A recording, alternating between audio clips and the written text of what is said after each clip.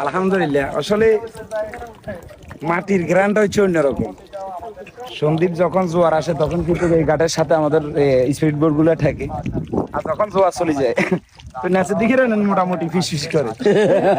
মোটামুটি সন্দীপবাসীর এই একটা জিনিস হচ্ছে কষ্ট, ঊর্ধ্বতন কর্মকর্তারা যারা আছেন, যারা সরকারে আছেন, আপনাদের কাছে আমাদের একটাই রিকোয়েস্ট, এই সন্দীপবাসীর জন্য কিছু একটা করার দরকার।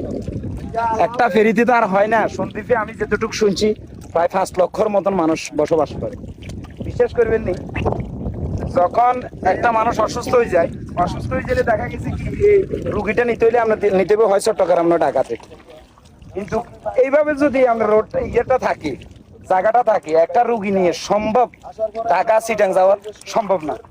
এই জন্য সরকার যারা আছেন, যারা দায়িত্বে আছেন, আপনাদের কাছে বিনীত আহ্বান, এখান থেকে একটা খাল কাটি দিয়ে ঘাটের সাথে যদি আমরা স্পিড বোট গুলো যদি মিলে দিয়ে দেন, তাহলে এরকম আর কাদা টাদা এগুলো না।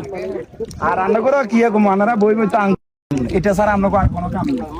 কথা কইলে তো কবেন ওই হাতে খারাপ। আর যেটা উচিত কথা কই, জনগণের কথা কেউ পাবে না। সন্দীপের ভিতরে আরো মেলা কিছু আপনার জিনিস আছে, ধরেন ভালো মানের একটা হসপিটাল নেই সরকারি কোনো, সর্বোচ্চ আমি দেখছি মনে হয় 20 হসপিটালটা। আর ভালো কোনো যোগাযোগ ব্যবস্থা এখনো পর্যন্ত সন্দীপবাসী আমরা পাইনি। প্রত্যেকটা রোড ঘাট কিছু কাম চলতেছে, আর প্রত্যেকটা রোড ঘাট কিন্তু ভাঙাচুরে। বিশ্বাস করবেন, এটা অনেক পর্যটন কেন্দ্র, এত সুন্দর একটা জায়গা। এটা হচ্ছে আমি মনে করি যদি এটা সংস্কার করা হয়, মানে এখানে আমরা পর্যটন কেন্দ্র হিসেবে আমাদের ঘোষণা করা যাবে। এত সুন্দর জায়গায় আমাদের সব অবহেলিত রেখেছি। খারাইছে চোররা, ডাকাইতেরা, যারা বসে রয়েছে চেয়ারের ভিতরে খাই, বাংলাদেশটারে পিছন মারি দিছে। ইয়া কিছু কথা বুঝছেন, এসব গুলো তাদের ভিতরে কোনো চিন্তা জানতা নেই।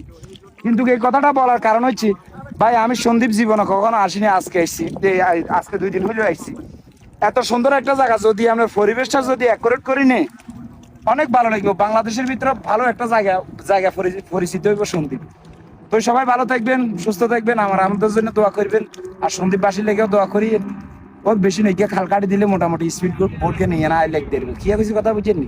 ভালো থাকবেন, আসসালামু আলাইকুম।